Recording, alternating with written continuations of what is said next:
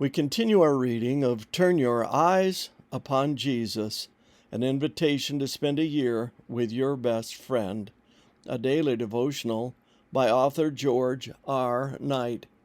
Today's reading, May 7.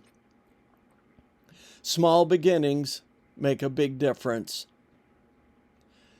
The kingdom of heaven is like a grain of mustard seed, which a man took and sowed in his field. It is the smallest of all seeds, but when it has grown, it is the greatest of shrubs, and becomes a tree, so that the birds of the air come and make nests in its branches.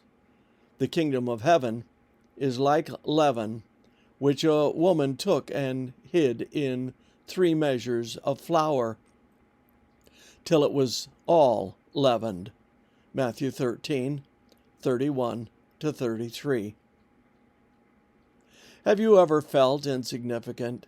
Have you ever concluded that your church is too small and puny to make a difference? I suffer from both kinds of insignificance as I drive through a great city.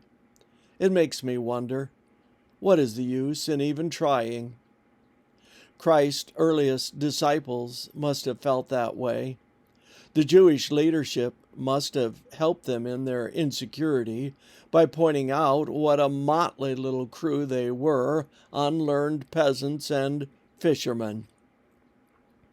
And they intimated that Jesus couldn't possibly be the Messiah. His kingdom would never amount to anything.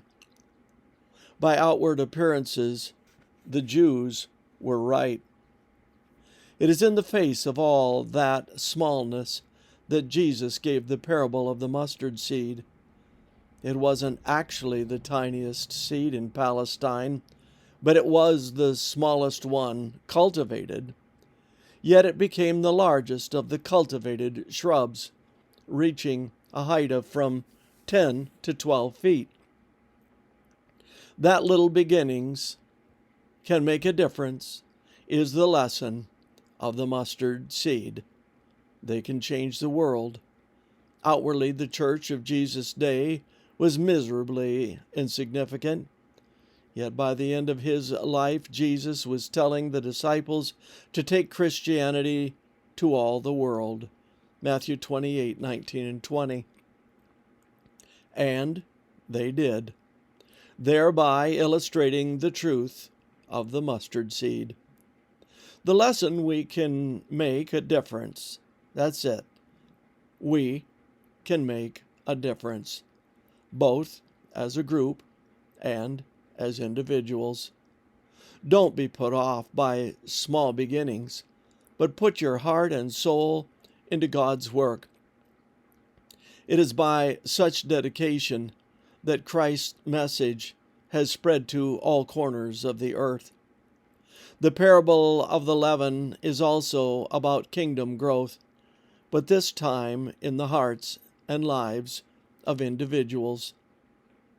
Just as a bit of yeast or leaven transforms the flour into which it is needed, so the gospel transforms every part of a person's life. The interesting thing about leaven is that it is a symbol of evil in the Old Testament. Hardly looks like one for righteousness. But the truth is that there are 2 leavens in the world, that of Christ and that of the devil. Therefore, choose your yeast carefully. This concludes our reading today of Turn Your Eyes Upon Jesus.